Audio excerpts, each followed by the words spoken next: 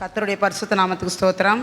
என்னுடைய பெயர் சமாதானம். நான் மதுராந்தகத்திலிருந்து வரேன். நான் ஒரு ஆசிரியராக வேலை செய்கிறேன். நான் எங்கள் சகோதரியுடைய மகனுக்காக ஒரு செக்கு நான் கொடுத்துட்டேன். அதை நாங்கள் எல்லாத்தையும் செட்டில் பண்ணிட்டோம். ஆனாலும் இருந்தாலும் அந்த செக்கை 23 லட்சமாக அவரே ஃபில்லப் பண்ணி அதை போட்டுட்டாங்க.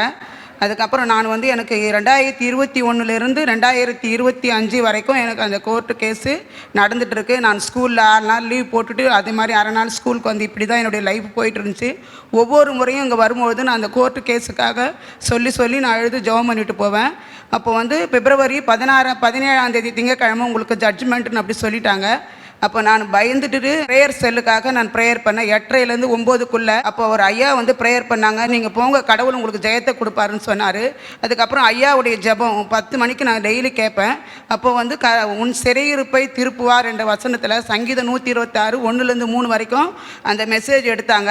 அப்போ நான் ஜெபம் பண்ணேன், சாமி பிரஜாதி எல்லாரும் அங்கே உட்காந்துருக்கணும், அந்த லாயரு ஜட்ஜுங்க எல்லாரும் நான் உண்மை நம்பி இருக்கிறேன். ஐயாவும் எனக்கு வாக்கு கொடுத்துருக்காரு. இன்னொன்று சொன்னார், தாரும் அப்படின்னு கேட்குறது ஜெபம்.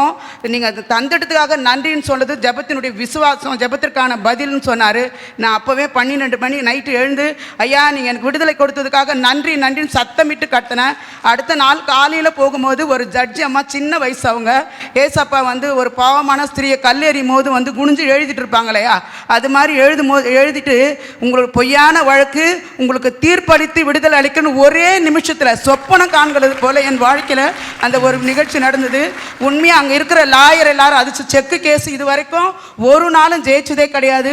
உங்களுக்கு ஜெயிச்சது பெரிய அதிசயம். என் தேவன் என்னோடு கூட இருக்கிறார். கர்த்தருடைய பரிசுத்த நாமத்துக்கு ஸ்தோத்திரம். அடியாளையும் சாட்சியா நிறுத்துறேன் தேவனுக்கு கோடான கோடி நன்றி. நாங்கள் மாதந்தோறும் இந்த இடத்துல அநேக ஜெப குறிப்புகளோடு வருவோம்.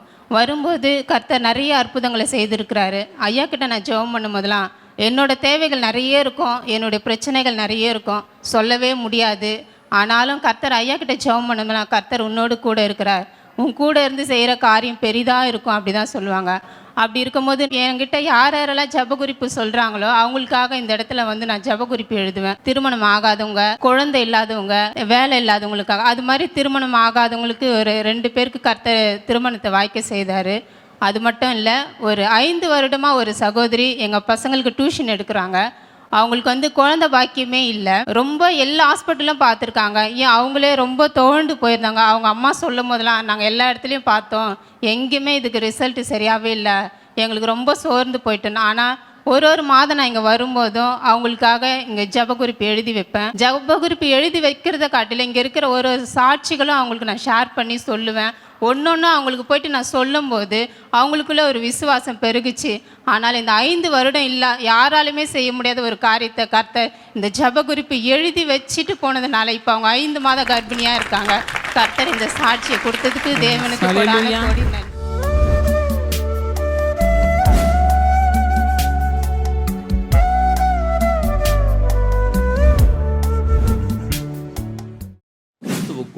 மிகவும் பிரியமான எனதருமை சகோதர சகோதரிகளே, நம்மை சிருஷ்டித்தவரும் நம்மை உண்டாக்கினவரும் நம்மை ஒருபோதும் மறந்து போகாதவரும் ஆகிய இயேசு கிறிஸ்து முனையற்ற நாமத்தினாலே உங்கள் எல்லாரையும் வாழ்த்தி ஆசீர்வதிக்கிறேன். அல்லேலூயா.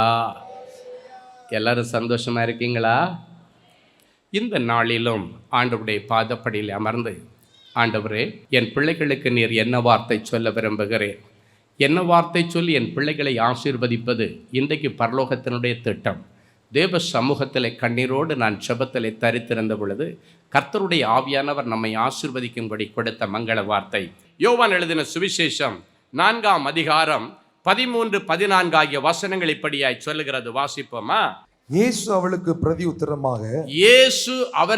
பிரதியுத்தரமாக, இந்த தண்ணீரை குடிக்கிறவனுக்கு மறுபடியும் தாகம் உண்டாகும். நான் கொடுக்கும் தண்ணீரை குடிக்கிறவனுக்கோ ஒரு காலம் தாகம் உண்டாகாது. நான் அவனுக்கு கொடுக்கும் தண்ணீர் அவனுக்குள்ளே நித்திய ஜீவகாலமாய் ஊறுகிற நீரூற்றாய் இருக்கும். அவனுக்குள்ளே நித்திய ஜீவகாலமாய் ஊறுகிற ஜீவ தண்ணீரின் நீரூற்றாய் இருக்கும். மனுஷனிடத்தில் நீங்கள் கேட்கும் பொழுது குடிக்கிறதுக்கு அவன் சாதாரண தண்ணியை தான் கொடுப்பான். ஆனால் ஆண்டவரிடத்தில் கேட்டால் ஜீவ தண்ணீரை கொடுப்பேன்னு சொல்லி சமாரியா ஸ்திரியை பார்த்து ஆண்டவர் சொல்லுகிறார். யார் இந்த சமாரியா ஸ்திரீ? வாழ்க்கையிலே பாவத்தின் உச்சக்கட்டத்தில் இருந்தவள், தன்னுடைய புருஷர்களை அப்பப்போ மாற்றி கொள்ளுகிறவள். அப்படின்னு அவள் எவ்வளவு பாவத்தில் இருக்கிறவள்னு தெரிந்து கொள்ளுங்கள். ஒரு புருஷனுக்கு மேலே 2வது புருஷன் ஆனாலே இன்றைக்கி நம்ம என்னெல்லாமோ பேசுவோம்.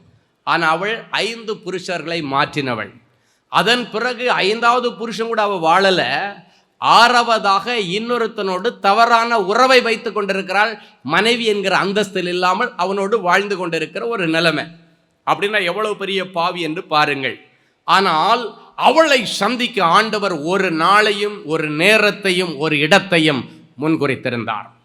இன்றைக்கு உன்னை சந்திக்க இந்த நாளையும் இந்த நேரத்தையும் இந்த இடத்தையும் உனக்காக முன்குறித்து ஆண்டவர் நீங்க வர்றதுக்கு முன்னாலே அமர்ந்துட்டார். அன்றைக்கு அந்த ஸ்திரீ தண்ணி எடுக்கிறதுக்காகத்தான் அந்த கிணற்றண்டையிலே வருகிறாள்.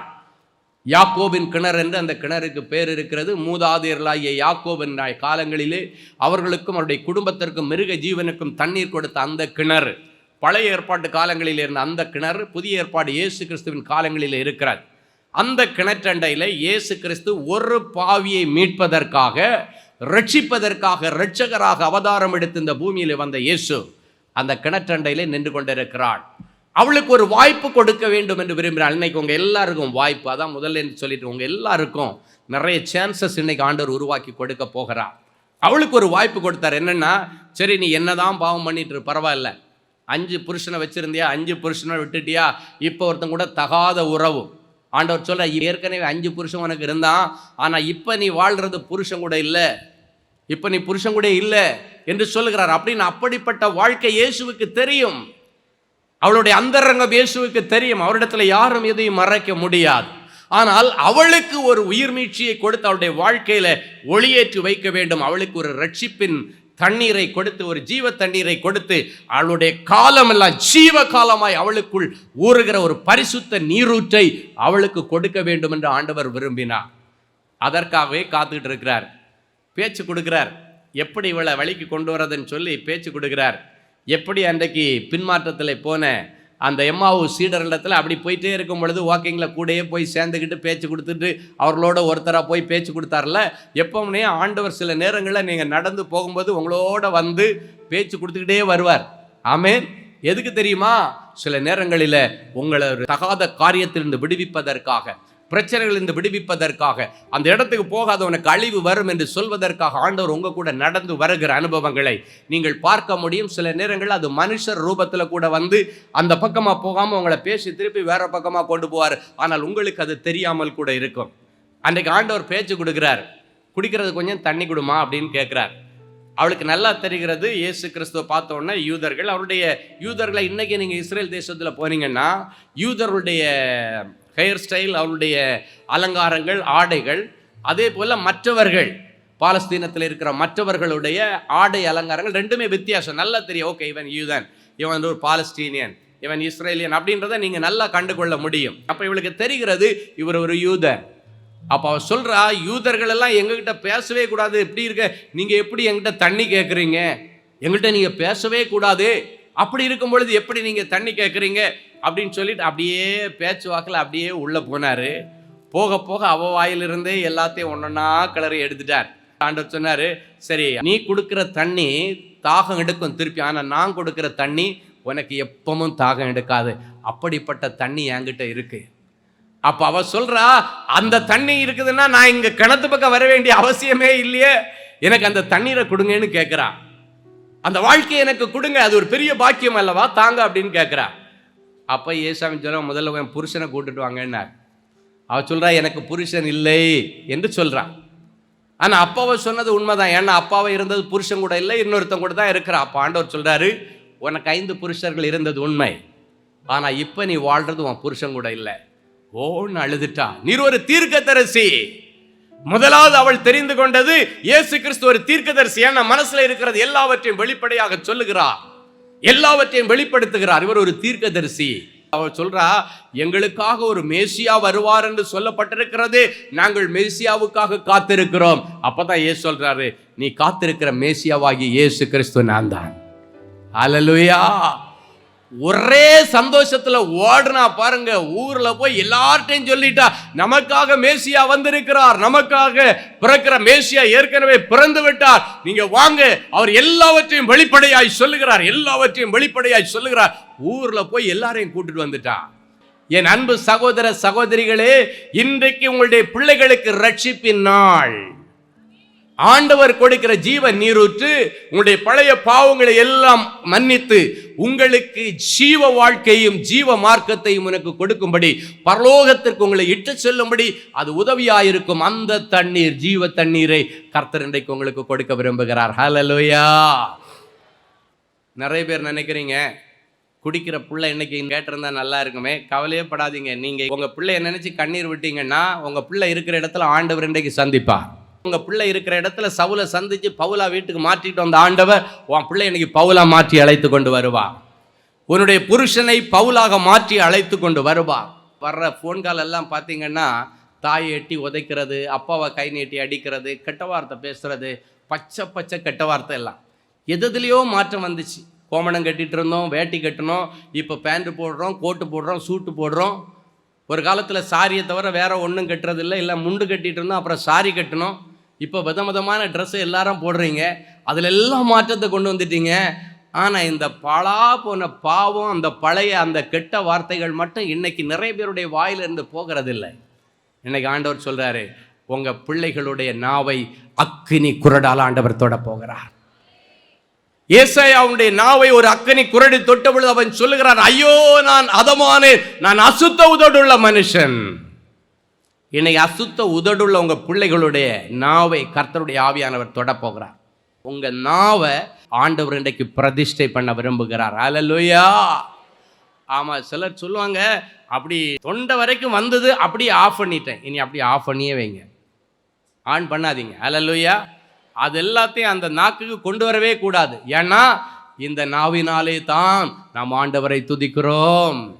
இந்த நாவிலே தான் நமக்காக ஆண்டவர் விட்டு கொடுத்த சரீரத்தையும் இரத்தத்தையும் பானம் பண்ணுகிறோம். அந்த நாவில் அசுத்த வார்த்தைகள் இனி வரக்கூடாது. ஹல்லேலூயா. ஆமாம், தேவையில்லாத கெட்ட வார்த்தை பேசுறதுக்கு எல்லாம் இன்னைக்கு முடிவு கொண்டது. வாலிப தம்பிங்க தங்கச்சிங்க எல்லாம் இன்னைக்கு மனம் திரும்பின நிறைய தாய் தகப்பன்மார் பண்ணுற தப்பு என்னன்னா, இந்த பிள்ளைங்க எங்கேருந்து கற்றுக்கிட்டு வந்தாங்க இந்த கெட்ட வார்த்தையெல்லாம்? அம்மாவும் அப்பாவும் மாறி மாறி பேசுகிற வச்சு தான் பிள்ளைங்க கேட்டாங்க. இல்லைன்னா வேறு எங்கேருந்து? அதுக்குன்னு ஸ்கூலில் ஸ்பெஷல் கிளாஸ் போட்டு சொல்லி கொடுக்குறாங்களா சாயங்காலம் 4 மணிக்கு மேலே? இப்போ உங்கள் அம்மா வீட்டில் போயிட்டு அம்மாவை எப்படி கெட்ட வார்த்தை போடு, அப்பாவை எப்படி கெட்ட வார்த்தை போடுன்னா சொல்லி கொடுக்குறாங்க. எல்லாம் உங்ககிட்டே இருந்து கற்றுக்கிட்டது. ஆனால் வாழப்போகிற பிள்ளைகள், புருஷ வீட்டுக்கு வாழப்போகிற பிள்ளைகளாக இருக்கலாம், இன்னொரு மனைவியை வீட்டுக்கு கொண்டு வருகிற உன் பிள்ளையாக இருக்கலாம், அவர்கள் மற்றவர்களுக்கு சாட்சியாக இருக்கணும். இன்றைக்கு ஆண்டவர் அதுதான் சொல்றார், உங்களுக்கு அற்புத அடையாளங்கள் கொடுப்பதற்கு உண்மைதான், ஆனால் அந்த அற்புத அடையாளங்களுக்கு முன்பாக சில மனமாற்றங்கள். மனமாற்றம் வந்தா பணமாற்றம் எல்லாம் தானா வந்துடும், தரித்திரம் எல்லாம் போயிடும். ஆண்டவர் உங்க மேல மயங்கி என் பிள்ளைக்கு என்ன வேணாலும் கொடுக்கலான்னு சொல்லிட்டு ஆண்டவர் இறங்கி வந்துடுவார். எனவே இன்றைக்கு உங்களுடைய நாவின் பிரதிஷ்டையை நீங்கள் காத்து கொள்ளும்படி கர்த்தருடைய ஆவியானவர் இந்த நாளிலே உங்களிடத்தில் சொல்லுகிறார். அன்றைக்கு இயேசு கிறிஸ்து அந்த ஸ்திரீயினுடைய பாவங்களை அவளுக்கு வெளிப்படுத்தி அவளுக்கு மனம் திரும்புவதற்கு வாய்ப்பு கொடுத்தார். இன்றைக்கு உங்க எல்லாருக்கும் வாய்ப்பு கொடுக்கிறாள். இயேசுவை சந்திச்சுட்டு அவ போனதுக்கு பிறகு ஒரு பெரிய சந்தோஷம். அவள் சந்தோஷமாய் போய் ஜனங்களிடத்தில் சொல்லுகிறார், நான் இயேசுவை கண்டேன், நமக்காக வரப்போகிற மேசியா என்று சொன்னமே அவர் வந்து விட்டார், அந்த மேசியாவை நான் கண்டேன், வாங்க உங்கள் முன்னால் எதிரொலித்துக் கொண்டிருக்கிறது, நீங்கள் தேடி வந்திருக்கிற உங்களுக்காக ஜீவனை கொடுத்த மேசியாவாகி இயேசு கிறிஸ்து இன்றைக்கு அந்த 5 புருஷர்களை வைத்து அவங்களையும் விட்டுட்டு தவறான உறவிலே இருந்த அந்த மகளை சந்திக்க கிணற்றண்டையில நின்றவர் இன்றைக்கு பாவத்திலே வாழ்கிற உன்னை சந்திக்க உனக்காக வந்திருக்கிறார். அவளுடைய வாழ்க்கையில் ஒரு மாற்றம் வந்தது, அவளுடைய வாழ்க்கையில ஒரு புதிய அத்தியாயம் பிறந்தது. இன்னைக்கு பிறகு உங்க குடும்பத்துல ஒரு புதிய அத்தியாயத்தை ஆண்டவர் தொடங்கி வைக்க போகிறார். எத்தனை பேருக்கு ஆசை? கரங்களை உயர்த்தி ஆண்டவருக்கு அல்லேலூயா சொல்லுங்க பார்க்கலாம். அல்லேலூயா. ஆமா, நீங்க சொல்லணும், நேற்றையோட என் பழைய வாழ்க்கை முடிந்து வந்தது, இனி வாழ்கிறது நான் அல்ல, கிறிஸ்துவே எனக்குள்ளே பிழைத்திருக்கிறாள். பியூலா சொல்லணும், வீட்டில் போனோடனே பியூலா நேத்தை செத்து போயிட்டா, இன்னைக்கு பிறகு பியூலா அல்ல, பியூலாவுக்குள்ளே கிறிஸ்து இருக்கிறார். புதிய வர்கீஸ், புதிய கஜேந்திரன், ஒவ்வொருடைய பெயரையும் சொல்லி நீங்கள் சொன்ன பழைய கஜேந்திரனுடைய லைஃப் முடிஞ்சு போச்சு, புதிய கஜேந்திரன் வந்திருக்கிறேன், புதிய சாந்தி வந்திருக்கிறேன். இன்னைக்கு நீங்கள் வீட்டுக்கு போன உடனே நீங்கள் கனி கொடுக்கிற பிள்ளைகளாக இருக்க வேண்டும். உங்களுடைய வித்தியாசத்தை அவர்கள் பார்க்க வேண்டும். அந்த மாற்றத்தை கண்டு ஆண்டவருக்குள்ளால நீங்கள் களி கூறணும். ஆண்டவர் பரலோகத்தில் உங்களுக்காக ஒரு பெரிய விழா எடுக்கணும். ஹல்லேலூயா. வேதம் சொல்லுகிறது, மனம் திரும்புகிற பாவி நிமித்தம் பரலோகத்தில் பெரிய விழாவே எடுப்பாங்களா, பரலோகமே களி கூறுமாம். இன்றைக்கு உங்கள் நிமித்தம் ஒரு களி கூறுதல். நிறைய குடும்பத்தில் பார்த்தீங்கன்னா சில தாய் தகப்பன்மார்கள் புருஷனுடைய காலில் விழுவாங்க. எப்போ பிள்ளைங்க சின்ன பிள்ளைகளாக இருந்தாங்க, இப்போ பிள்ளைங்க பெரிய பிள்ளை ஆகிட்டாங்க, வயசுக்கு வந்த பிள்ளைய வீட்டில் வச்சுருக்கிறோம், வாலிப பிள்ளைய வச்சுருக்கிறோம், கொஞ்சம் தயவு செய்து அமைதியாக பேசுங்க. ஊரெல்லாம் வேடிக்கை பார்க்குது. நாளைக்கு நம்ம பிள்ளைய வெளியே போனால் மதிப்பாங்களா? குடிகாரம் பிள்ளைன்னு இல்லை சொல்லுவாங்க. நாளைக்கு நம்ம பிள்ளைக்கு ஒரு வரன் வரும் பொழுது தகப்பனார் தாய் எப்படின்னு விசாரிக்குமா, அதான் குடிகார புருஷன் குடிச்சிட்டு தெருவில் விழுந்து கிடப்பாருன்னு சொன்னால் நம்முடைய பிள்ளையுடைய எதிர்காலம் பாதிக்கப்பட்டு விடுமே. அதனால் தயவு செய்து சத்தம் போடாதீங்கன்னு சொல்லி உங்களுடைய புருஷனுடைய காலில் எல்லாம் நீங்கள் அழுந்த நாட்களுக்கெல்லாம் இன்னைக்கு முடிவை கொண்டு வருகிறார். ஒருவேளை உங்கள் வீட்டில் வாழ வந்த மருமகள் உங்களை பழி வாங்கணுன்ற எண்ணத்தில் ஏதோ ஒரு சின்ன காரியம் பேசினதுக்காக நடுரோட்டில் வந்து நின்று ஊரெல்லாம் கூப்பிட்டு அவளை என்னமோ கொலை பண்ணுறது மாதிரி ஊருக்கெல்லாம் வேடிக்கை காமிக்கிற மாதிரி ஏதாவது பண்ணியிருந்தா, அதை நிமித்தம் உங்கள் குடும்ப பேர் அழிக்கப்பட்டிருந்தா, இன்றைக்கு உங்களுடைய மருமகளை கூட ஆண்டவர் சந்திப்பார். உங்களுடைய முழு குடும்பம் ரட்சிப்படையும்படியாக இந்த நாளை விசேஷித்த விதமாய் ஆண்டவர் தெரிந்தெடுத்திருக்கிறார். இன்னைக்கு நீங்கள் திரும்பி போகும்போது சகை சந்தோஷமாக இயேசுவை கூட்டு போன மாதிரி உங்கள் வீட்டுக்கு சந்தோஷமாக கூட்டு போங்க. உங்கள் வீட்டில் அவர் அடி எடுத்து வைக்கும் பொழுது உங்கள் வீட்டில் உள்ள ஒவ்வொரு அறையில் இருக்கிற ரகசிய பாவங்களுக்கு இன்றைக்கு முடிவு வரும். உன்னுடைய புருஷனுடைய அறையில் ஒரு ரகசியம் இருக்கலாம், உன் மகளுடைய அறையில் ரகசியம் இருக்கலாம், உன் மருமகனிடத்தில் ரகசியம் இருக்கலாம். எல்லாவற்றையும் மாற்றும்படி இன்றைக்கு இயேசு உங்கள் கூட வர விரும்புகிறார். உங்கள் குடும்பத்திற்கு இன்றைக்கு ஒரு பெரிய மனமாற்றத்தை கொடுத்து ஆண்டவர் விரும்புகிற ஒரு குடும்பமாக. அநேக குடும்பங்களில் நேற்றைக்கு வரைக்கும் அசுத்த ஆவிகளுடைய நடமாட்டம். ராத்திரி யாரோ உங்களை குத்த வர்ற மாதிரி வெட்ட வர்ற மாதிரி, காரணம் அசுத்த வார்த்தைகள், அசுத்தமான நடவடிக்கைகள், அசுத்தமான போதைகள், எல்லாத்தினால அசுத்த ஆவிகள் வீட்டில் இருந்து உங்களை துக்கப்படுத்தி இருக்கலாம். இன்றைக்கு பரிசுத்த இயேசு உங்களுக்காக வரப்போகிறார். அவர் கொடுக்கிற ஜீவ தண்ணீரை, அந்த ரட்சிப்பின் தண்ணீரை இன்றைக்கு ஆண்டவர் உங்கள் ஒவ்வொருவருக்கும் கொடுக்க விரும்புகிறார். இன்னைக்கு பிறகு உங்க வீட்டில் தேவதூதர்களுடைய நடமாட்டத்தை பார்ப்பீர்கள். இன்னைக்கு பிறகு உங்களுடைய வீடு ஒரு குட்டி பரலோகமாயிருக்கும். சிலர் சொல்லுவாங்க, நான் நரக வேதனைப்படுகிறேன். நரகத்தை ஆண்டவர் உலகத்தில் படைக்கவே இல்லையே, ஆனால் நீ ஏன் நரக வேதனைப்படணும்? நரக வேதனைன்னு எதுக்கு சொல்லணும்? நரகத்தை யார் வீட்டுக்கு கொண்டு வர்றா? நம்ம தானே கொண்டு வர்றோம். ஆண்டவர் சொல்லி இருக்கிறார், இது எப்பொழுதும் நான் தங்குகிற இடம், நான் விரும்பினபடியினால் இங்கே வாசம் செய்கிறேன். ஆண்டவர் உன் வீட்டை பற்றி அப்படிதான் சொல்லியிருக்கார். நான் விரும்பி வாங்க கூட இருக்கிறேன்னு சொல்லியிருக்கிறார். ஆனால் ஆண்டவர் இருக்கிற இடம் எப்படி நரகமாயிருக்கும்? ஆண்டவர் இருக்கிற இடம் ஒரு குட்டி பரலோகமாயிருக்கும். நேற்றைக்கு வரைக்கும் பிசாசுக்கு இடம் கொடுத்தீர்கள், இன்னைக்கு அவனுக்கு எதிர்த்து நில்லுங்கள், அவள் உங்களை விட்டு ஓடி போவான். ஹல்லேலூயா. எல்லா குடி பழக்க வழக்கங்கள், தேவையில்லாத உறவுகள், ஒருவேளை உங்களுடைய பிள்ளையே ஒரு பையனை கடத்தி கொண்டு வந்து உங்கள் வீட்டில் வச்சிருந்தா கூட சரி, இன்னைக்கு போனோடனே ரிலீஸ் பண்ணி விட்டுருங்க. ஆண்டவர் சொல்கிறார், யாரோ அந்த மாதிரி இருக்கிறீங்க, அதனால் ஆண்டவர் வெளிப்படுத்துகிறார். ஒரு குடும்பத்தினுடைய பாவம் நமக்கு இருக்கக்கூடாது. இந்த பிள்ளையுடைய தாய் தகப்பன் அந்த வாலிப பிள்ளை நிமித்தம் எவ்வளவு துக்கப்படுவார். தாய் ஒழிச்சு வச்சிருக்கிறியா பிள்ளைய? உன் பிள்ளைக்கு இப்படி ஒன்றா இருந்தா எப்படி இருக்கும்? நீ போன உடனே பிள்ளைய ரிலீஸ் பண்ணுங்க ஆண்டவர் சொல்லு. உன் மகனுக்கு புத்தி சொல்லி அந்த பிள்ளைய ரிலீஸ் பண்ணி விடுங்க. மனம் திரும்புதலை ஆண்டவர் இன்றைக்கு எதிர்பார்க்கிறார். யாரெல்லாம் மனைவிக்கு தெரியாமல் தவறான உறவு வைத்திருக்கிறீர்கள், சரியான ஒரு வாய்ப்பு ஆண்டவர் இன்றைக்கு கொடுக்கிறார். இந்த வாய்ப்பை பயன்படுத்தி உறவுகளை எல்லாம் முறித்து எடுத்து, புருஷனுக்கு தெரியாத யார் யார் தவறான உறவு வைத்திருக்கிறீர்கள், எல்லா உறவுகளையும் இன்னைக்கு நீ முறிச்செறியணும். அந்த உறவை முறிச்சா நம் ஆண்டவராகிய இயேசு கிறிஸ்து நமக்கு உறவினராக, நெருக்கமாக, நண்பனாக, தோழனாக, நமக்கு மூத்த சகோதரனாக நம்மோட வந்து இணைஞ்சிருவார்.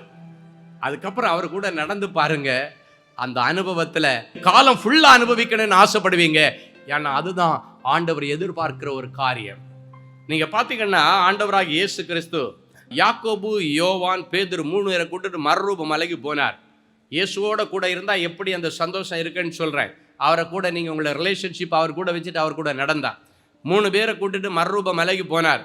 அங்க போனா இயேசுவோடு இருக்கும் பொழுது பரலோகம் திறக்கிறதை பார்க்கிறார்கள் சீடர்கள். இயேசுவோடு இருந்தபடியினாலே, அவர் கூடயே இருந்ததுனால அதை பார்த்தாங்க. பரலோகத்திலிருந்து 2 பரிசுத்தவான்கள் இறங்கி வருகிறார்கள். எலியாவும் மோசே இறங்கி வரதை பார்க்குறாங்க. கண்ணு முன்னால பார்க்குறாங்க. பார்த்த நிமிஷத்துல பார்த்தாங்கன்னா ஒரே சந்தோஷம். அந்த இடம் பயங்கர தேவ பிரசன்னத்தினால இருந்ததா. அப்பொழுது எந்த வண்ணானாலும் வெளுக்க முடியாத வெண் வஸ்திரம் இயேசு கிறிஸ்து அணிந்திருந்தது போல அவருடைய கண்களிலே பார்த்தார்கள். பயங்கரமான ஒரு பிரசன்னம், தேவ பிரசன்னம். அவங்க இயேசுவோடு இருந்தபடியினாலே அந்த பரலோகத்திலிருந்து வந்த பழைய ஏற்பாடு பரிசுத்தவான்களோடு கூட இயேசு சரிசமமாய் உட்கார்ந்து பேசிக் கொண்டிருக்கிறார். எதை பேசிக் கொண்டிருக்கிறார்? வரப்போகிற சிலுவை பாடு மரணங்களை குறித்து டிஸ்கஸ் பண்ணிட்டு இருக்கிறாங்க. அதை நேரடியாக பார்க்குறாங்க. இயேசுவோடு கூட பரிசுத்தவான்கள் 2 பேர் பரலோகத்திலிருந்து வர்றாங்க. ஆண்டவருடைய சத்தம் கேட்கிறாங்க. இது என்னுடைய நேசகுமாரன், இவரிலே நான் பிரியமாக இருக்கிறேன். சத்தத்தை கேட்குறாங்க. அந்த இடத்தில் இருந்த அந்த சந்தோஷம் அவங்க 3 பேருடைய வாழ்க்கையில அவங்களுக்கு அதுவரைக்கும் அவங்க அனுபவிக்காத ஒரு சந்தோஷம், ஒரு நிறைவு இயேசு கிறிஸ்துவோடு இருந்த நேரத்தில் இருந்தது.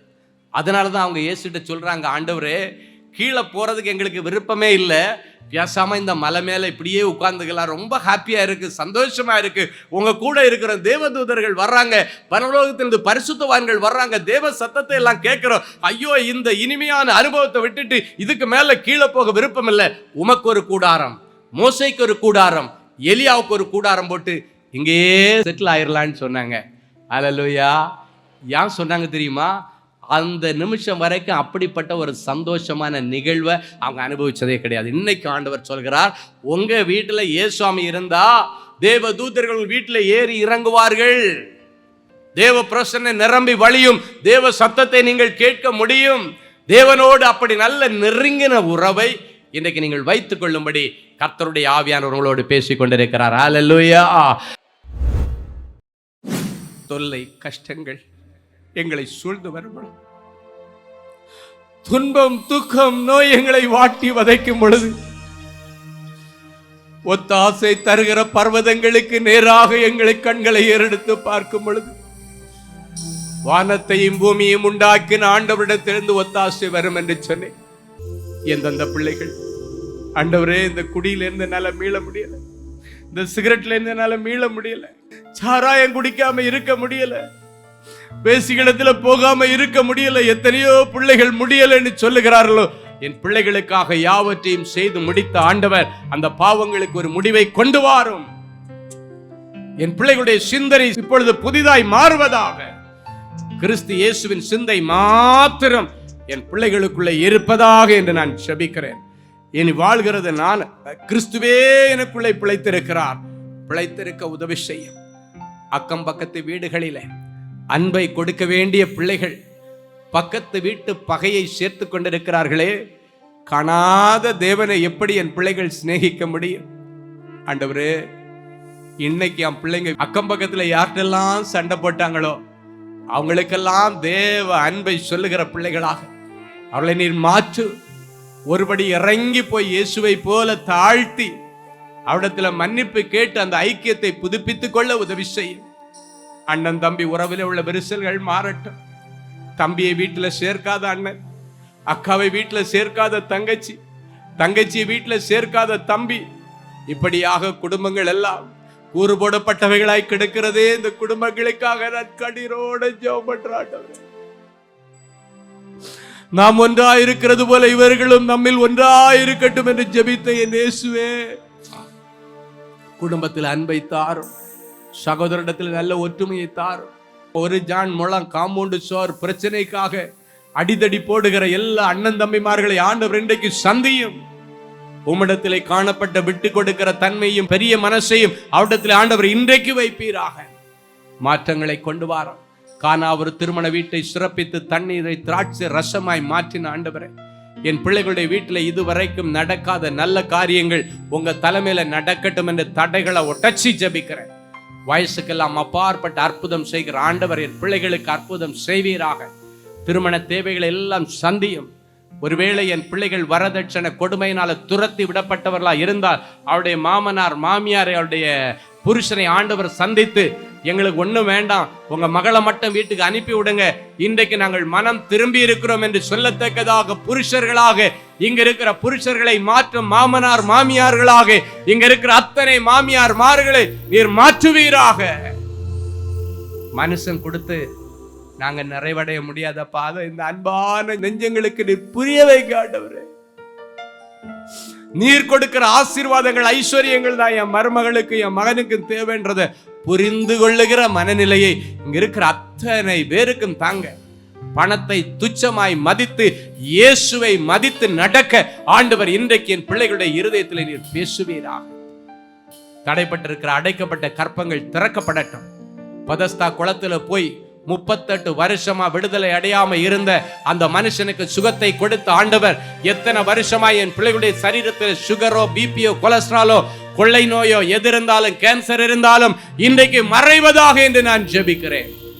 தெய்வீக விடுதலை என் பிள்ளைகளுக்கு கொடுத்து இங்கு வந்திருக்கிற அத்தனை பேர் மேலும் உம்முடைய ஆணை கடாவப்பட்டு தழுமுள்ள கரத்தை வைத்து எனக்கு விருப்பம் என்று நீ சுகமாக மகனே மகளேன்னு சொல்லி என் பிள்ளைகளை ஆசீர்வதித்து அனுப்புகிறதற்காக உமக்கு கோடானு கோடி ஸ்தோத்திரங்களை நன்றி பலிகளையும் காணிக்கையாக சமர்ப்பிக்கிறோம். தொடர்ந்து கிருபை எங்களோடு தங்கி இருக்கட்டும். இயேசுவின் மூலம் பிதாவே, ஆமேன் ஆமேன்.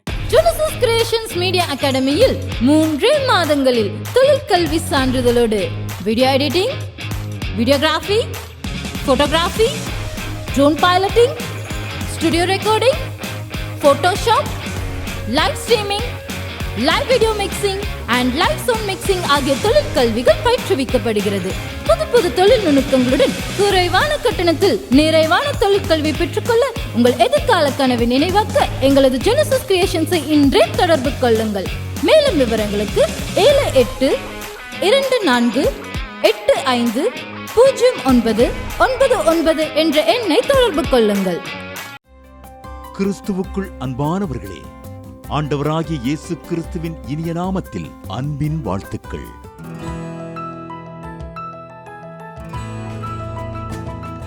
எங்களுடைய மார்வெல் திருமண தகவல் மையத்தை ஆன்லைன் சேவை மூலம் உங்களுக்கு அறிமுகப்படுத்துவதில் நாங்கள் மிகுந்த மகிழ்ச்சி அடைகிறோம். எங்களது மார்வெல் திருமண மையம் கிறிஸ்தவ குடும்பத்தில் திருமணத்திற்கு ஆயத்தமாயிருப்பவர்கள் தங்களுக்கு ஏற்ற வாழ்க்கை துணையை தேர்ந்தெடுக்க சிறந்த திருமண சேவை மையமாக இருக்கிறது. மேலும் மார்வெல் திருமண தகவல் மையத்தில் நீங்கள் பதிவு செய்வதற்கு எங்களது இணையதள முகவரி www.marvelmatrimony.com மற்றும் அலைபேசி எண் 7824855999 என்ற எண்ணிற்கு தொடர்பு கொள்ளலாம். சென்னை, நாகர்கோவில் மற்றும் மும்பை நகரில் உள்ளவர்கள் பதிவு செய்ய விரும்பினால் கீழ்கண்ட விலாசங்களில் உள்ள எங்களது அலுவலகங்களோடு தொடர்பு கொள்ளலாம். Email info@marvelmatrimony.com. ஆண்டவர்தாமே உங்களை அளவில்லாமல் ஆசீர்வதிப்பாராக. அன்பு தேவனுடைய பிள்ளைகளே, இந்நிகழ்ச்சியின் மூலம் நீங்கள் பெற்றுக்கொண்ட ஆசீர்வாதங்களை உங்கள் ஜெப விண்ணப்பங்களையும் அனுப்ப வேண்டிய முகவரி தேவனின் அன்பு ஊழியங்கள், எண் 340B பார் 1A 3B1 Vinayak avenue, OMR road, Okkiyam, Thoraipakkam, Chennai 600097. இது இந்தியன் ஆயில் பெட்ரோல் பங்க் எதிரில் அமைந்துள்ளது மற்றும் காக்னிசன்ட் டெக்னாலஜி சொல்யூஷன்ஸ் அருகிலும் அமைந்துள்ளது. மின்னஞ்சல் prayer@godsloveministries.co.in. எங்களது இணையதளம் www.godsloveministries.co.in. மேலும் 24 மணி நேர ஜெப உதவிக்கு 04454547999 மற்றும் 9941950999 என்ற எண்களுக்கு தொடர்பு கொள்ளுங்கள். கர்த்தர் தாமே உங்களை ஆசீர்வதிப்பாராக.